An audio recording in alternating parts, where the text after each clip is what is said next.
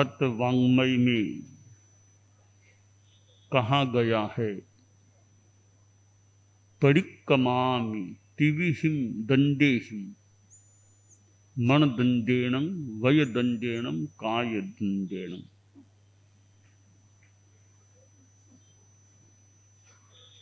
तीन दंड बताए गए हैं, मनोदंड, वाक दंड और काय दंड। तीन गुप्तियां भी बताई गई हैं, मनोगुप्ति, वाक गुप्ति और काय गुप्ति। हमारे भीतर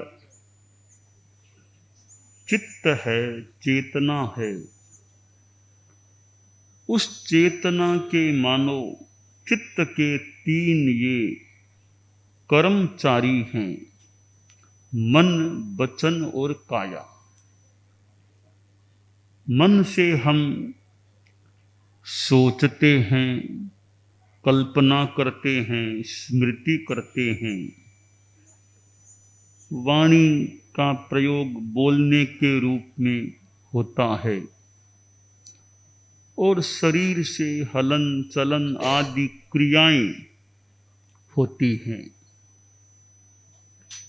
इन्हें तीन योग भी कहा गया है, मनोयोग, वचन योग, काय योग। दंड भी हैं, इनकी गुप्ति भी होती हैं। ये तीन योग भी हैं, काय वांग मनो व्यापारो योग है।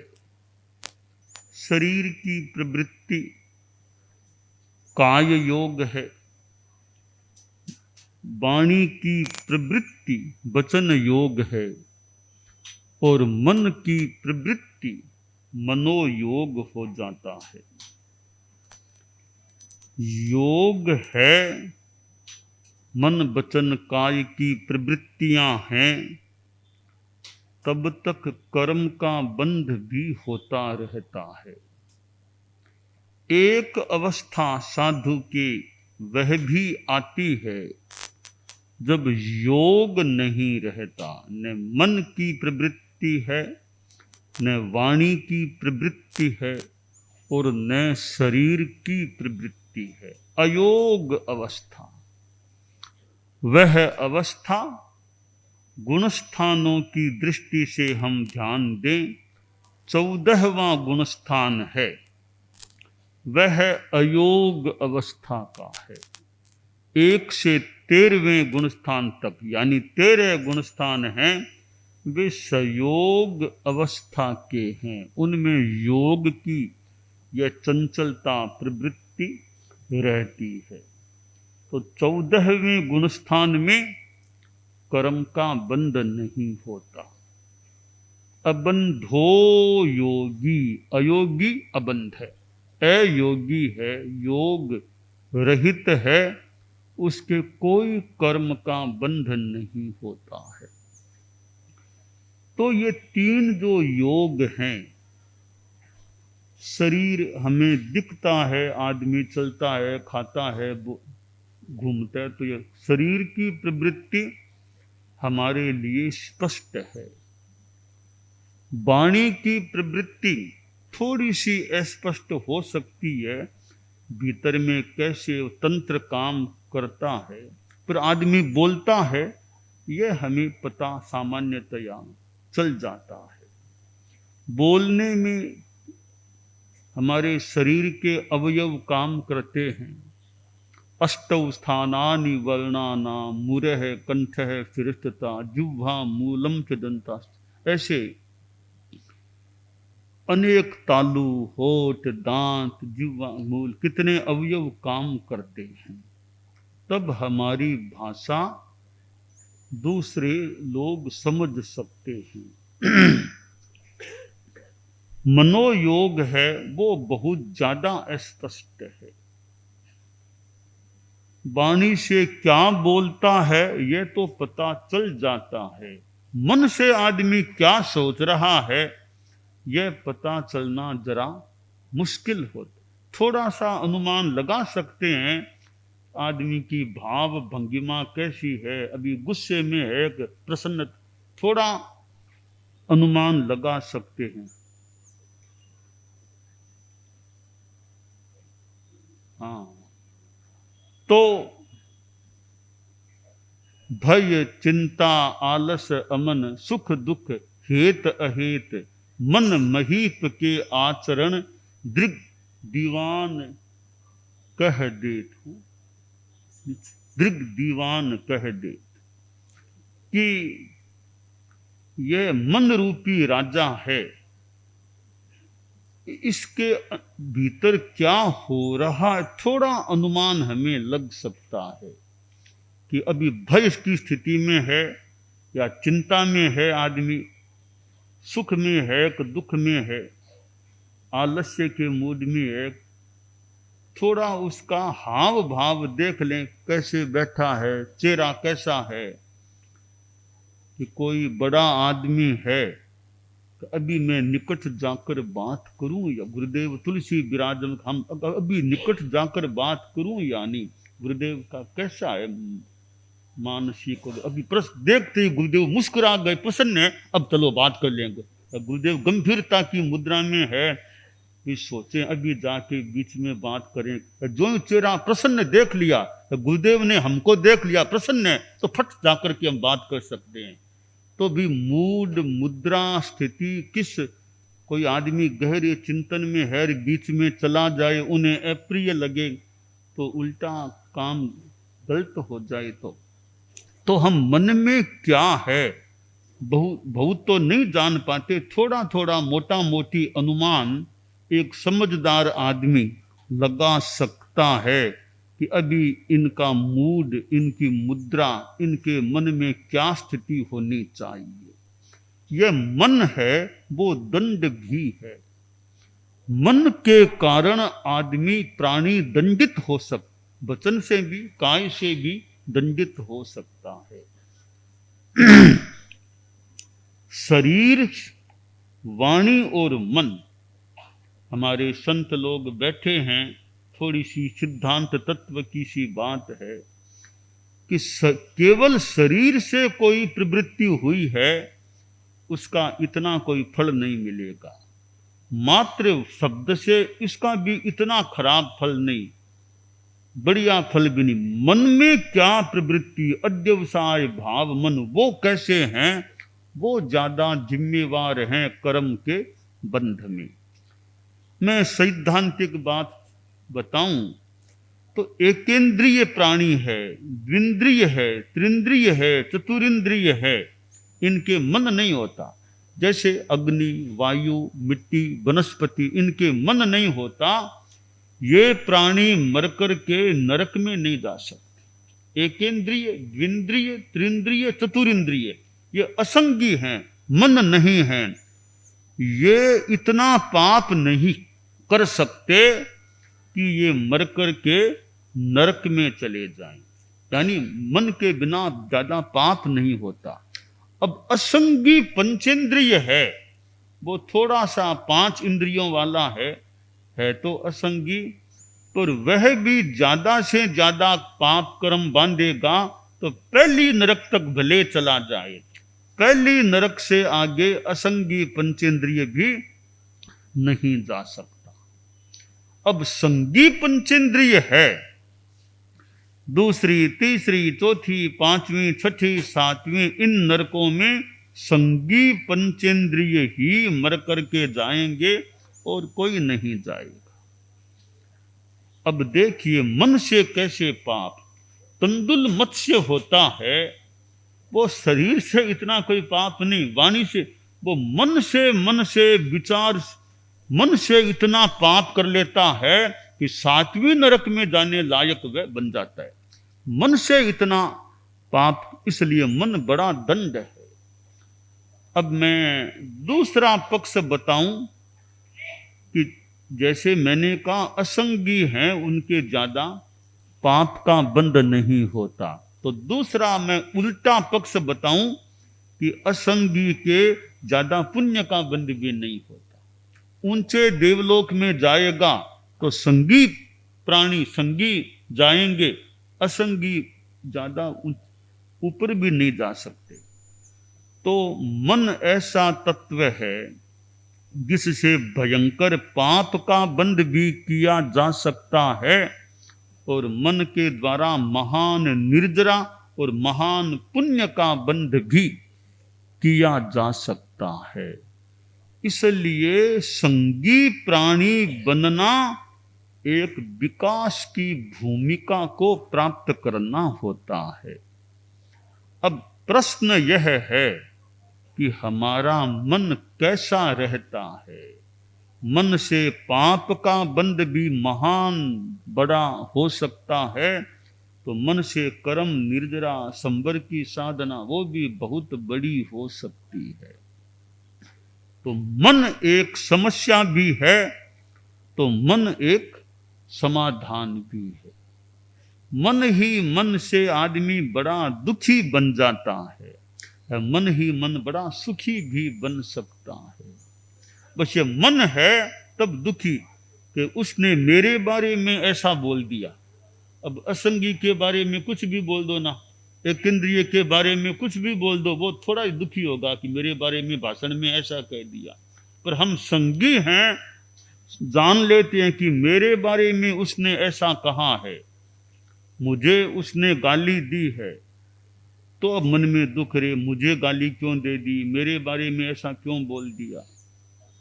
दो आदमी बात करते हैं तो मन में शंका, ये मेरे बारे में बात कर रहे हम, ये मेरे बारे में बात करते हम। अब वो बेचारी अलग बात हो रही है, शंका हो रही है। वो दो आदमी खड़े हैं ना, वे जरूर मेरे बारे में टीका टिप्पणी कर रहे होंगे।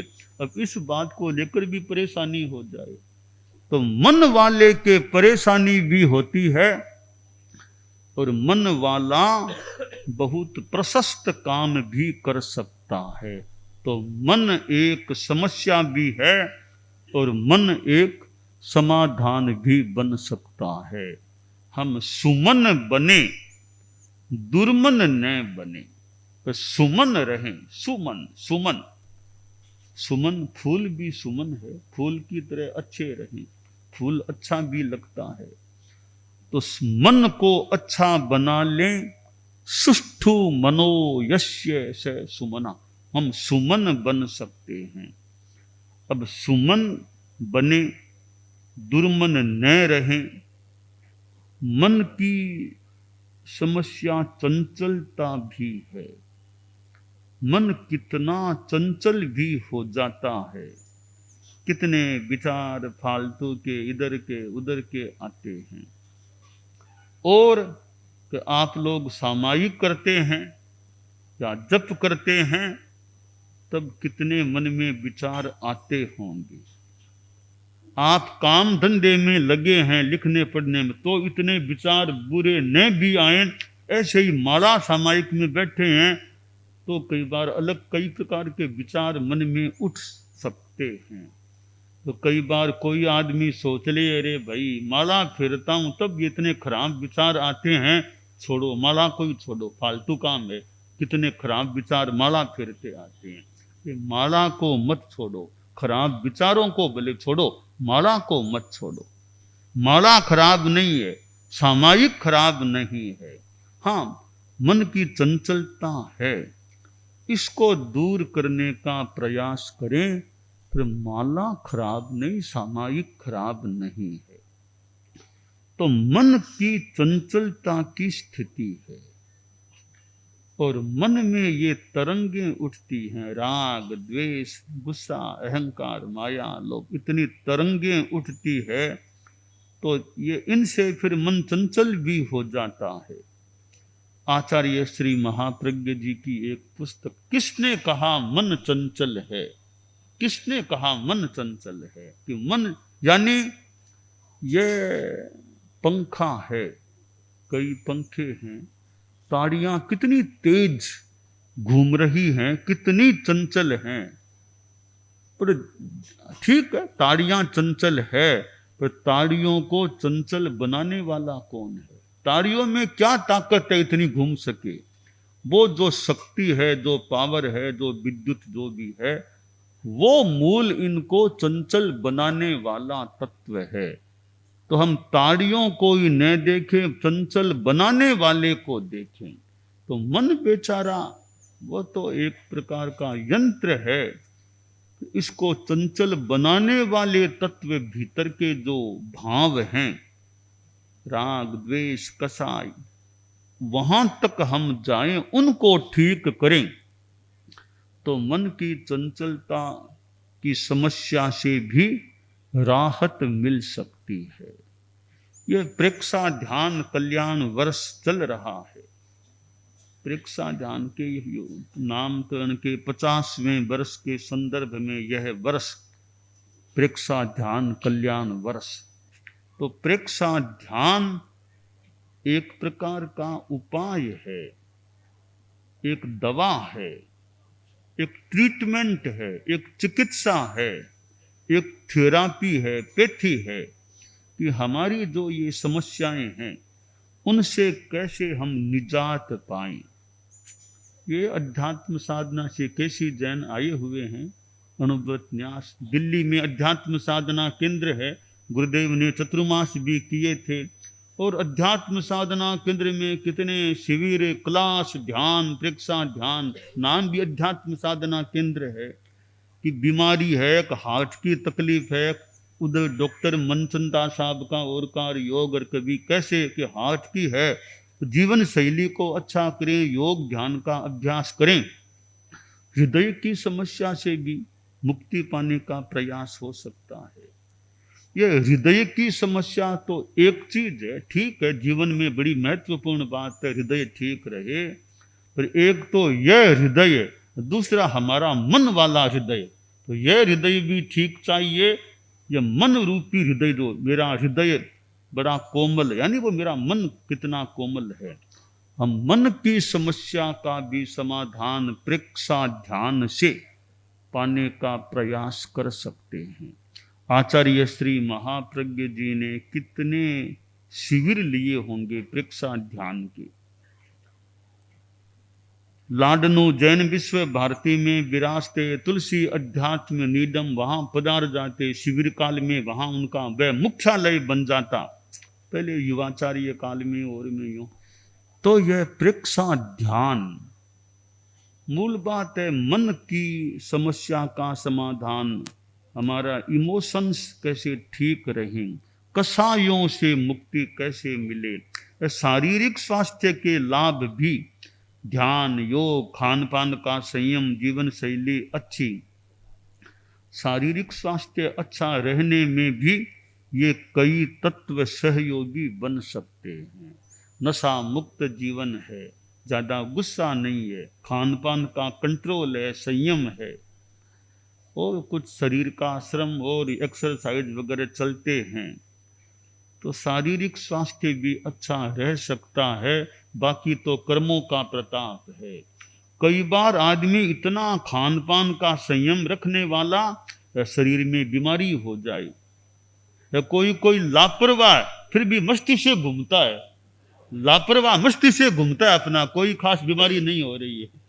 तो यहाँ यह कर्मवाद की बात सामने आती है कि कर्मवाद के ध्यान रखने वाला और अचानक हार्ट में स्थिति गड़बड़ा गई, इतना वॉकिंग करने वाला, खान पान का संयमी, तो हार्ट में समस्या हो गई। पर यहाँ यह कर्मवाद का सिद्धांत भी, कर्मों का उदय है तो कब कौन सा कर्म किस प्रकार का फल हमें दे दे। अब महात्मा बुद्ध को कितने जन्मों पहले के मैंने एक पुरुष को हत्या किया था, इतने कितने जन्मों पहले उस कर्म का फल मुझे मिल रहा है कि मेरे पैर में समस्या हो गई, पैर में कांटा चुभ गया समस्या। तो महात्मा बुद्ध, भगवान महावीर को देख लेना, इस महावीर के भव में भी कितनी, वो हमारी भाषा में कह दें कठिनाइयाँ कह दें, उपसर्ग कह दें, वो आए थे। तो पुराने कर्म जो बंदे, आज तुम पाप नहीं करते, मान ले नहीं करते, कि आज तो मैंने जिंदगी में कोई पाप ऐसा नहीं किया, मैं दुखी क्यों बना। अरे इस जिंदगी में किया कि नहीं किया, मान लो नहीं किया हो, पिछले कितने जन्मों में तुमने क्या क्या किया। मैंने किसी ने भाटा फेंक दिया, वो तो नीचे गिरेगा ना, अब नहीं फेंकूंगा तो नहीं, फेंक दिया वो तो नीचे गिरेगा। तो जो कर्म बांध लिए उनका तो फल अपने ढंग से भुगतना पड़ सकता है। तो यह ध्यान योग साधना है, उसके लिए शरीर की स्थिरता भी हो, वाणी का संयम मौन हो, और फिर मन को एकाग्र करने के प्रयोग हों, अभ्यास हों। जरा सा आप बैठिए ध्यान की मुद्रा में, जो बैठ सके ये थोड़ा सा प्रयोग कर लें। सावधान, शरीर को स्थिर शिथिल तनाव मुक्त।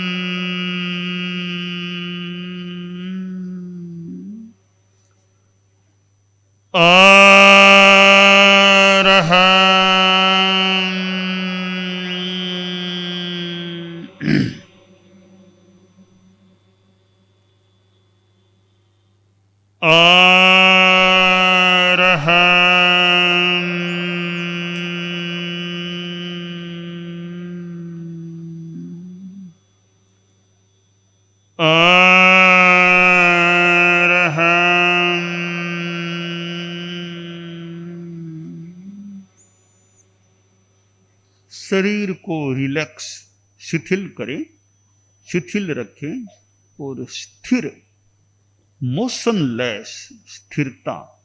Keep your body as motionless as a statue और आइडोल। जितना संभव हो सके प्रतिमा की भांति शरीर को स्थिर रखने का प्रयास। वाणी का अप्रयोग, शरीर की स्थिरता।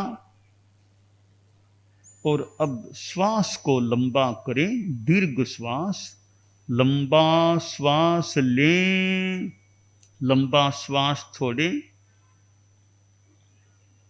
Make your breathing slow.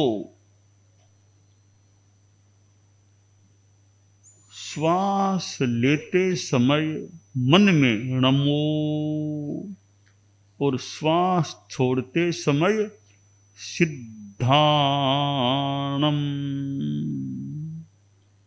नमो सिद्धाणम, नमो सिद्धाणम का मानसिक स्मरण करें।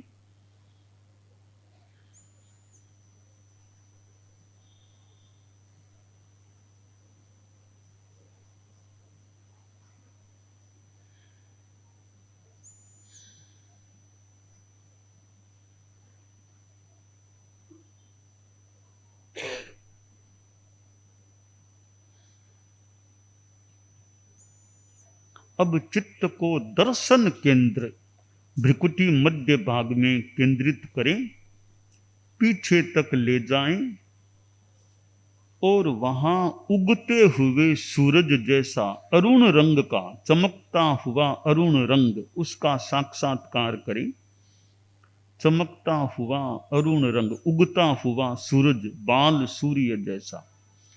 और मन में नमो सिद्धाणम चले।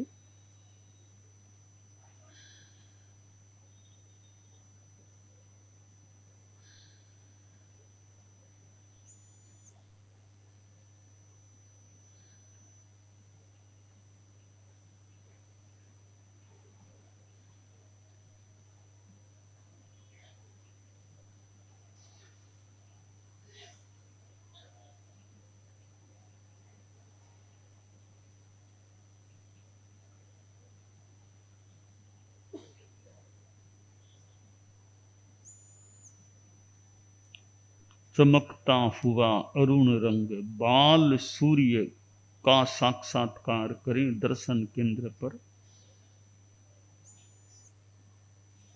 मन में नमो सिद्धाणम।